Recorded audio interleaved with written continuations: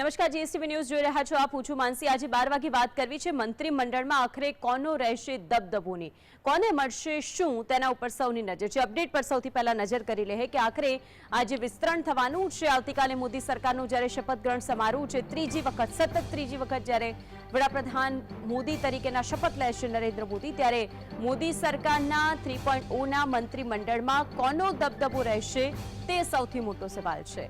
આખરે સહયોગી પક્ષોની રાજનાથ અને અમિત શાહ સાથે ચર્ચા થઈ છે. સૌથી વધારે ચર્ચાનો વિષય જે છે કે સહયોગી દળોએ શું માંગ્યું છે. જેડીયુએ કેબિનેટના 3 અને રાજ્ય કક્ષાના 2 મંત્રીપદની માંગ કરી છે. જેડીયુ દ્વારા 2 મંત્રીપદની માંગ કરાઈ છે. ટીડીપી કે જેણે 3 કેબિનેટ 3 રાજ્ય કક્ષાના મંત્રીની માંગણી કરી છે. કોણે શું માંગ્યું તેની વાત થઈ રહી છે. આરએલડી કે જેણે 1 કેબિનેટ 1 રાજ્ય કક્ષાના મંત્રીની માંગ કરી છે. એલજીપીના ચિરાગ પાસવાન કે જેમણે 1 કેબિનેટ અને 1 રાજ્ય કક્ષાના મંત્રીપદની માંગ કરી છે.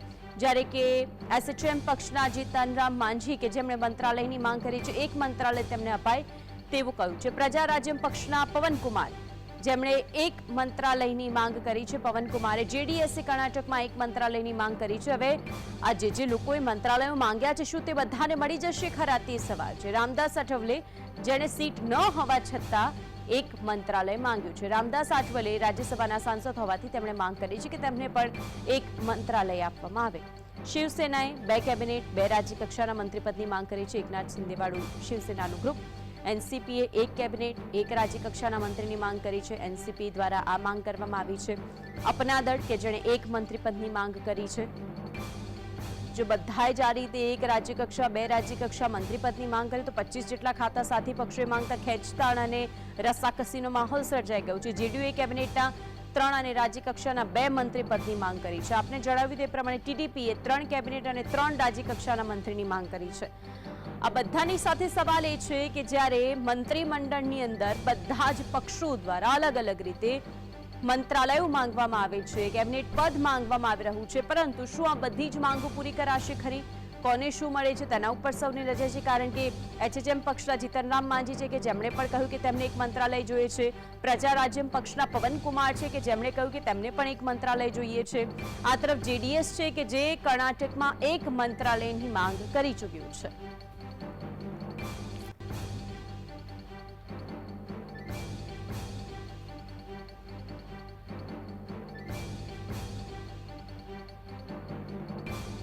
તો આજ અંગે ચર્ચા કરવા માટે આપણી સાથે રાજકીય વિશ્લેષક મુકેશ ઓઝા જોડાઈ ગયા છે. મુકેશભાઈ, સ્વાગત છે આપનું જીએસટીવીની અંદર. આજનો મુદ્દો છે કે આખરે મંત્રીમંડળમાં કોનો રહેશે દબદબો, કારણ કે જ્યારથી 3.0 તેની અંદર બધા જ લોકો, એમાં પણ ટીડીપી અને જેડીયુ, તેમણે તો ઘણું બધું માંગી લીધું છે કે તેમને મળી જાય, પરંતુ શું લાગે છે કોનો દબદબો રહેશે મંત્રીમંડળ? હાજી, મારો અવાજ આવે છે સર? બિલકુલ બિલકુલ મુકેશભાઈ. હેલો જી, મારો અવાજ આવે છે? મુકેશભાઈ, આપનો અવાજ પહોંચી રહ્યો છે. શું આપને અવાજ સંભળાઈ રહ્યો છે? હાજી જી. આ પહેલી વાત તો આ મોદી સરકાર નહીં કહેવાય, આ એનડીએ સરકાર કહેવાશે, એ નોંધવું રહ્યું. બીજું કે જ્યારે તમે 38 પક્ષો સાથે સંગઠન બનાવીને જ્યારે તમે સરકાર બનાવી રહ્યા છો અને ત્યારે જે 38 પક્ષોમાંથી જે પણ જીતે છે તો એ પોતે મંત્રીપદ માંગવાને હકદાર છે અને એ પોતાના રાજ્યનું પ્રતિનિધિત્વ કેન્દ્રની અંદર સારી રીતે કરી શકે, એટલે સૌની ડિમાન્ડ રહેતી હોય છે, એમાં કોઈ શંકાને સ્થાન હોતું નથી. પરંતુ જે વધુ 2 પક્ષ જેને આપણે માનીએ છીએ, નીતિશ અને નાયડુ, એ ઘણું બધું નિર્ભર છે આ 5 વર્ષનું શાસન ટકાવી રાખવા માટે. શેર બજારનો ચડાવ ઉતાર નક્કી કરવામાં પણ નીતિશ અને નાયડુ પોતે જવાબદાર રહેવાના છે, એવું હવે આ 5 વર્ષનું ચિત્ર લાગી રહ્યું છે. એટલે જે 1-2 સીટો માંગી રહી છે, ચોક્કસ આ વખતનું મંત્રીમંડળ વિશાળ હશે, વધુ હશે અને જે મહત્વના વિભાગ છે એ મહત્વના વિભાગની અંદર જે તે જગ્યાએથી સીટ લડાયેલી છે તેની મતશેર, વોટ બેંક અને કેટલા % શેરિંગ છે, એને કેટલું પક્ષને સમર્થન આપ્યું છે, કેટલો એમનો વિજય દેખાવ છે, કેટલો હારનો દેખાવ છે. હા, ઘણા ખરા મંત્રીઓ હાર્યા છે તો તેઓ પોતે એ વિસ્તારમાંથી પોતાનું પદ જાય છે, તો એ સ્થાન પૂર્તિ કરવા માટે આ જે વિપક્ષ, જે અન્ય એનડીએના સાથી પક્ષો છે, એમને આ મંત્રીપદની જગ્યા અપાઈ શકે એમ છે, એ ચોક્કસ દેખાઈ રહ્યું છે. પરંતુ જે માંગણીઓ કરી રહી છે એની અંદર ભારતીય જનતા પાર્ટીના એથિક્સને પોતાનું જે લક્ષ્ય લઈને ચાલતી હતી એની સાથે ક્યાંક ને ક્યાંક સમજોતો કરવો પડશે, નીચું માથું કરીને પણ સ્વીકાર કરવો પડશે એવી સ્થિતિ સર્જાઈ ચૂકી છે. નાયડુ એ મુસ્લિમ બહુમત વિસ્તારમાંથી ચૂંટાઈને આવે છે. તેમનો મોટા ભાગનો વર્ગ મુસ્લિમ છે. મુસ્લિમ અનામતની 4%ની માંગ હોય, સબસિડી હદ સબસિડી ખતમ થયેલી છે એને પાછી આપવાની વાત હોય, વધુ પડતા કેન્દ્રીય મંત્રીમંડળમાં ઉચ્ચ સ્થાન અને મહત્વનું સ્થાન એ છે કે આ બે પક્ષ એવા છે જો એમને લોકસભાના અધ્યક્ષનું પદ આપવામાં આવે તો જ્યારે પણ એવી સ્થિતિ સર્જાય, વિચારને આધીન તાબે ના થાય ત્યારે એ પોતે મતદાન થકી સરકાર પડાવી પણ શકે છે અને બચાવી પણ શકે છે. આવી સ્થિતિમાં આ અધ્યક્ષ પદ મહત્વનું છે. આવા વિભાગ કે જે ગૃહ વિભાગ છે, ફિનાન્સ છે, વિદેશ વિભાગ છે, આ બધા વિભાગની અંદર ભારતીય જનતા પાર્ટીએ છેલ્લા ઘણા સમયથી એક લોંગ ટર્મ વિઝનના પ્લાનને લઈને એમને યોજનાઓ બનાવી છે. એમને ખૂબ જ અતિ આત્મવિશ્વાસ હતો કે અમે 2029 સુધી તો છીએ જ. એટલે એવા પ્લાનિંગ ને એ કયો મંત્રી, નવો મંત્રી એ પ્લાનિંગ સાથે આપે જે પ્લાનિંગ ની વાત કરી, હવે પ્લાનિંગ ની સાથે સાથે ચર્ચા ચાલતી શું રહેતી આપને હોય મારો છે. અવાજ પહોંચી રહ્યું છે? તો તે વિઝન સાથે જે એમણે ઘણા બધા મુદ્દાઓ ચર્ચ્યા છે, પરંતુ આ મુદ્દાઓને હવે જ્યારે કહેવામાં આવશે કે કેમ કામ નથી થયું, તો તે એ પણ કહી શકે ને કે હવે તો અમારી પાસે બહુમતી નથી, અમારે તો બધાને સાથે રહીને ચાલવા પડે, એટલા માટે કદાચ આ કામ નહીં થાય. તમે ખાસ કરીને એનડીએ ની વાતનો ઉલ્લેખ કર્યો, કારણ કે આ એનડીએ ની સરકાર હશે. કાલ રોજ જ્યારે સંસદની અંદર વડાપ્રધાન મોદી બોલ્યા તો 19 થી 20 વખત તેઓએ એનડીએ નો ઉલ્લેખ કર્યો છે, કારણ કે આ વખતે બીજેપી પાસે બહુમત નથી. ચોક્કસ બીજેપી પાસે બહુમત નથી. બીજેપી સરકાર પોતે, મને તો એવું લાગે છે કે બીજેપી સરકાર 1.5 વર્ષ સુધી, જ્યાં સુધી બિહારની ચૂંટણી 1.5 વર્ષની અંદર આવવાની છે, મહારાષ્ટ્રની ચૂંટણી આવવાની છે, એટલે આ બે સ્થાન ઉપર વધુ એમનું ચિંતન રહેશે.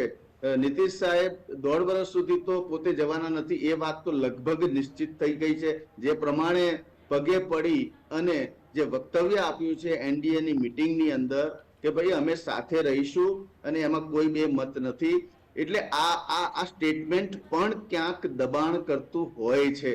હવે આ સ્ટેટમેન્ટ ઉપર ભારતીય જનતા પાર્ટીનું મનોવૈજ્ઞાનિક દબાણ રહેશે અને એમને ખાતાકીય વહેંચણીની અંદર ક્યાંક ને ક્યાંક એમને કદાચ નીતિશને પણ નમતું જોખવું પડે એવી પરિસ્થિતિનું નિર્માણ થયું છે, એ દેખાઈ રહ્યું છે. નાયડુએ પોતે 3 મંત્રીપદ માંગ્યા છે. 3 મંત્રીપદમાં પ્રમુખ અને મહત્વના મંત્રીપદ માંગવાની વાત કરી છે, પરંતુ એ ન ભૂલવું જોઈએ આ જ ચંદ્રશેખર નાયડુ છે જેને ભારતીય જનતા પાર્ટીની સરકારને, એનડીએ સરકારને દગો આપેલો છે. એનો ભૂતપૂર્વ ઇતિહાસ સાક્ષી છે. પરંતુ 10 વર્ષની પછી જ્યારે નાયડુ સરકાર પોતે વિધાનસભાની અંદર સરકાર બનાવવા જઈ રહી છે, ત્યારે જો ડબલ એન્જિનનો સાથ રહેશે તો એની જે પોતાની માંગ છે એ કદાચ સહર્ષ સ્વીકારી શકે ભારતીય જનતા પાર્ટી. એ જોતા નાયડુ પણ ત્યાં ટકી શકે એમ છે. આ પરિબળો પહેલા જ રાજનીતિની અંદર દેખાઈ ગયા હતા, એટલા માટે ઇન્ડિયા ગઠબંધને સરકાર બનાવવા માટેના થોડા પ્રયત્નો શરૂ કર્યા, પરંતુ એમને ક્યાંય પણ એ સફળતા મળી નહીં. અને હવે જે બીજા અન્ય પક્ષો છે, ભારતીય જનતા પાર્ટીનો પ્રયાસ એ રહેશે કે બીજા અન્ય જે અપક્ષ છે, જે બીજા અન્ય નાના પક્ષો છે, એને પોતાના પક્ષમાંથી ભારતીય જનતા પાર્ટીની અંદર લાવવા, ત્યાંથી એમને એ પક્ષ પલટો કરાવીને ભારતીય જનતા પાર્ટીની અંદર લાવીને સંખ્યાબળ વધારવું. એક મનોવૈજ્ઞાનિક છે કે 303 થી સીટ વધુ થાય તો ભારતીય જનતા પાર્ટીને એક આત્મસંતુષ્ટિ મળી શકે. આ પ્રકારનું ચિત્ર અત્યારે દેખાઈ રહ્યું છે. નાની જે પાર્ટીઓ છે, એલજેપી 5 પાર્ટી લઈને આવી છે, 5 સીટ જ જીતી હતી અને 5 સીટ જીતી પણ છે, એટલે એ પોતે મંત્રીપદ માંગવાને હકદાર છે. પરંતુ યુપીની અંદર જે મંત્રીઓ આવેલા હતા કેન્દ્રીય મંત્રીમંડળમાંથી, તેમની બાદબાકી થઈ શકે એમ છે. એક પરિબળ એ પણ છે અને એક પરિબળ એ પણ છે કે જ્યાંથી ભારતીય જનતા પાર્ટીને મોટો ઝટકો પડ્યો છે તે વિસ્તારની અંદર થી પણ જો કોઈને પ્રતિનિધિત્વ આપવામાં આવે તો તે વિસ્તારની અંદર પાછી વોટ બેંક ઊભી કરી શકે. પરંતુ બેન, હું તમને એ ચોક્કસ કહેવા માંગુ છું કે આ એનડીએ સરકારની હવેની જે ભૂમિકા છે એ ભારતીય જનતા પાર્ટી આમ તો નાગરિકોને મતદાર ગણે છે. જે દિવસથી મતદારોને નાગરિક ગણવાનું ચાલુ કરી દેશે તે દિવસે પ્રજા એમને વોટ આપવાનું વોટ આપવાનું ચાલુ કરી દેશે. એટલે હવે પછીની જે ભારતીય જનતા પાર્ટીની એનડીએની જે નીતિ રહેશે એ નીતિ વોટ બેંકને ખુશ કરવાની રહેશે.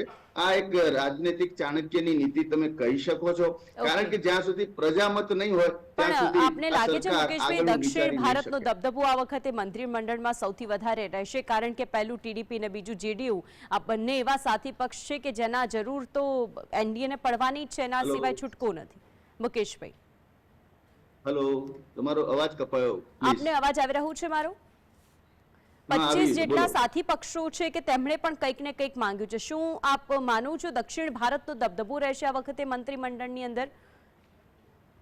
ચોક્કસ દક્ષિણ ભારતનો દબદબો રહેશે. જે શશી થરૂરની સામે હારેલા છે એમને પણ કદાચ મંત્રી પદ અપાય, કારણ કે તે વિસ્તારે પોતે ભલે હાર્યા છે પરંતુ કેરળમાં સીટ અપાવી છે અને સાઉથની અંદર એમણે ઘણું સારું કામ કર્યું છે. જે રામ લહેર હતી એ આપણે ઉત્તરમાં તો ન ચાલી પરંતુ સાઉથની અંદર ચોક્કસ ચાલી છે. પ્રજા અને વોટ શેર છે કરીબ 20% વધુ વોટ શેર એમનો વધ્યો છે સાઉથની અંદર, અને એ વોટ શેરને જાળવી રાખવા માટે, એમાં વધુ બહુમતી લાવવા માટે સાઉથને એમનું કદ વધશે એ માટે જે પણ કેન્દ્રીય મંત્રીઓને સ્થાન આપવામાં આવશે એવી શંકા હવે દેખાઈ રહી છે. સાઉથના પરિબળો જોઈએ તો કર્ણાટકની અંદર જે તે સ્થિતિ હતી એ સ્થિતિનું જ રિઝલ્ટ મળ્યું છે. એમાં કોઈ ખાસ વધારો કે ખાસ ઘટાડો જોવા મળ્યો નથી. પરંતુ વિચારવા જેવી બાબત એ છે કે મહારાષ્ટ્રની અંદર જે વકીલે આતંકવાદીને ફ્રીમાં લડી અને જે ફાંસી અપાવી એ વકીલ પોતે હારી રહ્યો છે, પરંતુ એની સામે જેલમાં બેઠેલા પંજાબનો આતંકવાદી જીતી જાય છે અને પંજાબની અંદર ભારતીય જનતા પાર્ટીને એક પણ સીટ મળતી નથી. આ દેશની કમનસીબી છે. આજના જ અખબારમાં મેં બહુ સરસ વાંચેલું છે કે ઘણા મુસ્લિમ વિસ્તારોની અંદર ભારતીય જનતા પાર્ટી આવી છે. એવું નથી કે મુસ્લિમ વિસ્તારોની અંદર ભારતીય જનતા પાર્ટીને વોટ નથી મળ્યા, એમને વોટ શેર વધ્યો છે. ઘણા બધા એવા વિસ્તારોની અંદર સાઉથની અંદર મુસ્લિમ વધુ છે, તે વિસ્તારમાં પણ વોટ શેર વધ્યો છે, પરંતુ અયોધ્યાના 100 કિલોમીટરની આજુબાજુમાં ભારતીય જનતા પાર્ટી સીટ જીતી શકી નથી. એની અંદર જે જાતિવાદનું ગણિત છે એ જાતિવાદના ગણિત ઉપર પણ કામ થશે અને તેમાંથી પણ કોઈક એવું મંત્રી પદ અપાય અને એમાંથી પણ કાર્ય થાય એવી સંભાવનાઓ ભારતીય જનતા પાર્ટી ચોક્કસ જોઈ રહી છે. આજે જી જી, આપે જે રીતે અયોધ્યાની વાત કરી તો ફૈઝાબાદનું જ ત્યાંના જે લોકલ લોકો છે, જે લોકોની દુકાનો ગઈ છે, જે બધું જ સાફ કરીને મંદિર બનાવવામાં આવ્યું, તો ત્યાંના લોકોનો દર્દ છે, પીડા છે કે અમારા માટે શું છે, અમે અહીંયા કઈ રીતે ઉપસ્થિત થઈને ઊભા થયા છે, અમારું મન જાણે છે, ને કદાચ તેની અસર આ વોટ બેંક પર ચોક્કસથી પડી છે. આપણે જે મંત્રીમંડળની વાત કરી રહ્યા છે, શું લાગે છે આપને કોને કયું પદ મળી શકે એમ છે? આપના મતે આપને શું લાગે છે કોના ખાતામાં શું જઈ શકે એમ છે? ભારતીય જનતા પાર્ટી માટે વિદેશ ખાતું અને ગ્રહ ખાતું આ બે ખૂબ જ મહત્વના ખાતા છે અને રેલવે વિભાગ જઈ શકે એમ છે. બીજા જે એનડીએના પક્ષોની અંદર છે, રાજ્ય કક્ષાના જે ખાતાઓ છે એ ઘણા બધા ખાતાઓ છે એ બીજાને જઈ શકે એમ છે. સહકારી વિભાગના ખાતાઓ છે એ વિભાગ પણ બીજાને એમ જઈ શકે છે. સુરક્ષા ખાતું એ અત્યંત ગંભીર ખાતું છે, એટલે એ સુરક્ષા ખાતાની અંદર પણ કદાચ નાયડુ કે નીતિશને આ બેમાંથી પદ મળે એમ નથી, પણ કદાચ કોઈ ત્રીજા પદને આપી શકે પણ એવી સંભાવનાઓ દેખાતી નથી. એ સિવાયના તમામ ખાતાની અંદર જે પણ બચેલા ખાતા છે એની અંદર તેઓ ગોઠવણી કરી શકે છે એવું તો અત્યારે મને કદ દેખાય છે. બીજું એ ન ભૂલવું જોઈએ કે ભારતીય જનતા પાર્ટીએ 240 સીટો લાવી છે. 5 સીટોને લાવ્યા હોય અને એક મંત્રી પદ આપવું એવી ભારતીય જનતા પાર્ટીની નીતિ હતી અને અગાઉ જ્યારે જીત્યા ત્યારે આ બાબતથી જ શરૂઆત કરવામાં આવી હતી, પરંતુ એ કંઈક એવા વચનો સાથે, કંઈક એવા જોડાણના પ્રશ્નો સાથે તાલમેલ કરીને ભારતીય જનતા પાર્ટી બીજા અન્ય પક્ષો સાથે કોઈક લાંબી યોજનાને લઈ અને કોઈ ખાતું આપવામાં આવે તો કોઈ નવાઈ નથી, એવું અત્યારનું સ્પષ્ટ ચિત્ર દેખાય છે. શિવસેના વર્ષો સુધી ભારતીય જનતા પાર્ટી સાથે રહી હતી અને ભારતીય જનતા પાર્ટીએ દગો કર્યો છે એ ચોક્કસ દેખાય છે. અને જે વર્ષોથી દગો કરતો આવ્યો છે નીતિશ કુમાર, એને ભારતીય જનતા પાર્ટીએ આ વખતે સહ આપી છે, સાથે લીધા છે. એટલે રાજનીતિમાં બધું જ સંભવ છે. સત્ય પરેશાન હોતા હૈ, પરાજિત નહીં, એવું નથી. આ અત્યારની રાજનીતિમાં સત્ય પરેશાન भी होता है और सत्य पराजित भी होता है। શિવસેના યુબીટી વિશે શું માનવું છે? અત્યારની આ પરિસ્થિતિને જોતા ક્યાંક આગળ વધી શકે છે, ક્યાંક બીજેપીમાં જોડાઈ શકે છે? કારણ કે એકનાથ શિંદે વાળી સરકાર કઈ રીતે ચાલી રહી છે તે તો તે લોકો પણ જોઈ રહ્યા છે. ઉદ્ધવ ઠાકરે તમે જુઓ કે ઇન્ડિયા ગઠબંધનની મીટિંગમાં પણ નથી આવ્યા અને ત્યાંથી કોઈ જોડતોડની રાજનીતિનું કંઈક એમને એવી દેખાતી હતી અને ત્યાંની ચૂપકીદી જે છે ઘણું બધું ક્યારેક કહી જાય છે, પરંતુ એની સામે શિંદે ગ્રુપની રાજકીય કિન્નાખોરી ઉદ્ધવ ઠાકરે માટે વધુ છે. ઉદ્ધવ ઠાકરેનું જે પ્રતિષ્ઠા હતી બાળ ઠાકરેને લઈને એ બધો બાળ ઠાકરેનો યશ શિંદે ગ્રુપે લઈ લીધો છે. પણ એની સામે એનસીપી ની તાકાત દિવસે ને દિવસે ઘટી ગઈ છે. જેને આપણે ચાણક્ય કહેવાતા, એક પ્રખંડ રાજનીતિજ્ઞ કહેવાતા હતા, એવા પવાર સાહેબ પણ જ્યારે હવે એક ક્ષમતા એમનામાં રહી નથી એ ચિત્ર દેખાય છે. પરંતુ મુંબઈની અંદર કે જ્યાં ગુજરાતીઓ વસે છે અને જે આર્થિક ઇકોનોમીનું હબ કહેવામાં આવે છે, કેપિટલ કહેવામાં આવે છે, એ જગ્યા ઉપર 5માંથી 4 સીટ જ્યારે બીજા પક્ષ લઈ જાય, શિવસેના કોંગ્રેસ પક્ષ લઈ જાય અને માત્ર 1 સીટ જે પશ્ચિમ વિસ્તારની હતી, 1 સીટ જ્યારે ભારતીય જનતા પાર્ટીને માંડ મળે એટલે એ આખા વિસ્તારની અંદર ભારતીય જનતા પાર્ટીની ઇમેજને ધબ્બો લાગ્યો છે.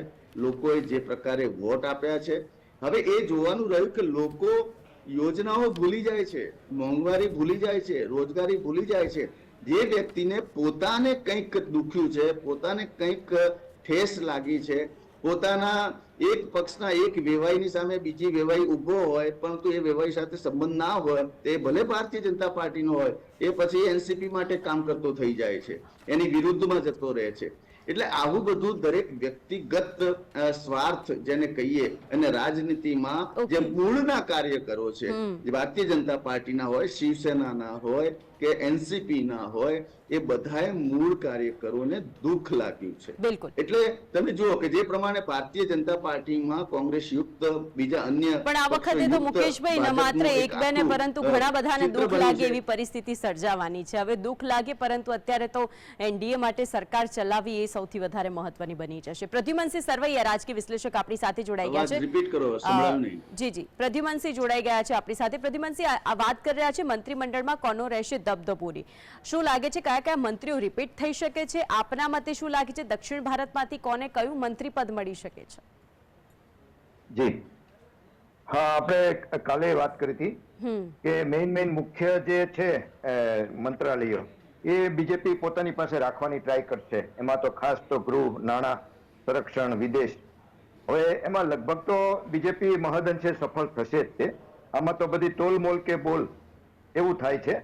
એટલે અત્યારે કદાચ એમના સપોર્ટર જે ટીડીપી ને જે છે નીતિશ કુમાર, એ તોલમોલ કે બોલ કરીને પણ એમાં એમનું પોતાનું ધાર્યું બીજી જગ્યાથી કરાવશે, હું માનું છું ત્યાં સુધી.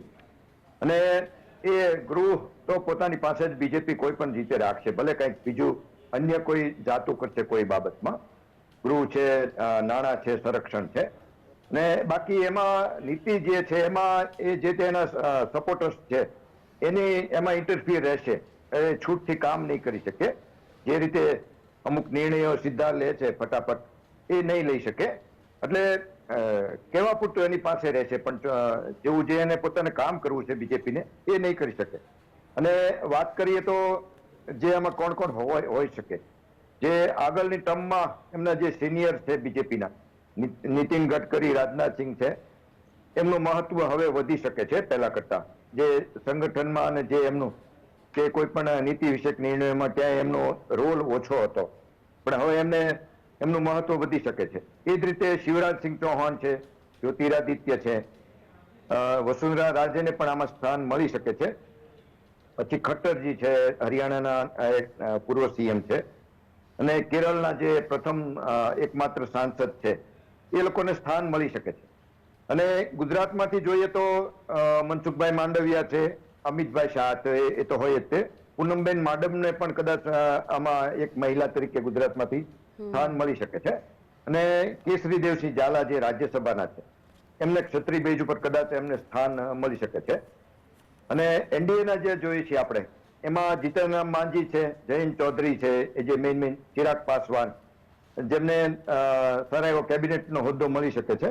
પછી નવીન જિંદલ છે અને રામાસ્વામી જે છે કર્ણાટકના, અને પવન કલ્યાણ, એ લોકોને પણ સ્થાન મળી શકે છે. ઓકે, બિલકુલ. પ્રદ્યુમનસિંહ, જે રીતે બંધારણની જોગવાઈ હતી એ પ્રમાણે સરકારના જે મંત્રી પરિષદમાં લોકસભાના કુલ સભ્યોની જે સંખ્યા હોય એના 15% સુધી જ મંત્રીઓ હોઈ શકે, એટલે કે વડાપ્રધાન મોદીની ટીમમાં 78 મંત્રીઓ સામેલ થઈ શકે તેમના સિવાય. એટલા માટે એમના માટે સૌથી મોટી રસાકસી વાળી વાત હશે આ વખતે. જી હા, એ રીતે જોઈએ તો 81 જેવી સંખ્યા થાય છે. 81 થી વધુની સંખ્યા ના કરી શકે એવો છે નિયમ.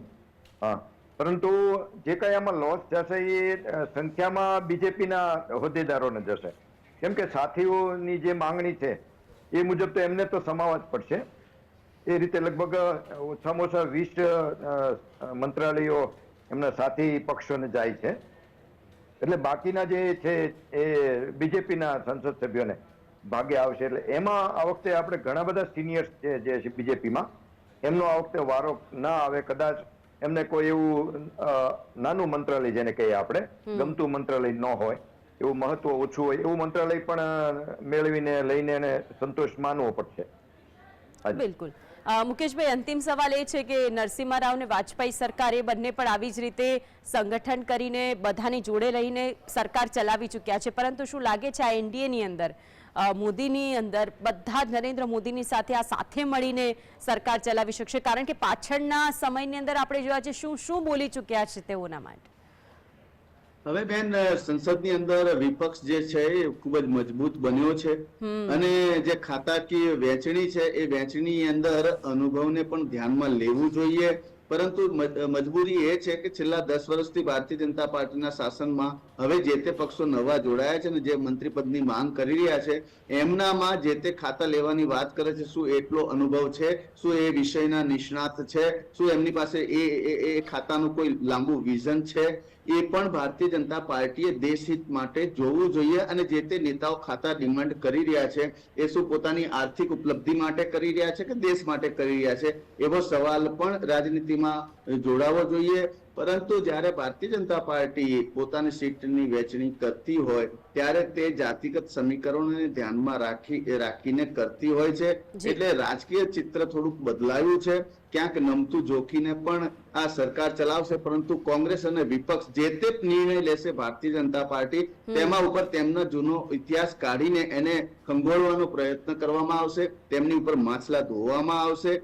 એ પ્રકારનું ચિત્ર આપણને આગામી સમયમાં જોવા મળશે. 9 જૂનની જ રાહ જોવાઈ રહી છે કે જ્યારે શપથ ગ્રહણ થશે ને તે વખતે જ્યારે મંત્રીમંડળમાં કોને શું મળે છે તેના ઉપર બધાની નજર ટકેલી છે. બિલકુલ, મુકેશભાઈ અને પ્રદ્યુમનસિંહ, આ બંને અમારી સાથે જોડાયા તે બદલ આપ બંનેનો આભાર. તો મંત્રીમંડળમાં કોનો દબદબો રહેશે અને કોને શું મળે છે તેની ચર્ચા કરી છે. હવે વાત એ છે કે જે નામોની ચર્ચા થઈ છે, શું તે નામો ઉપર જ મહોર મરાશે કે પછી અન્યના ખાતામાં જાય છે, તેના ઉપર નજર ટકેલી છે. વિશેષમાં હાલ બસ આટલું જ. નમસ્કાર.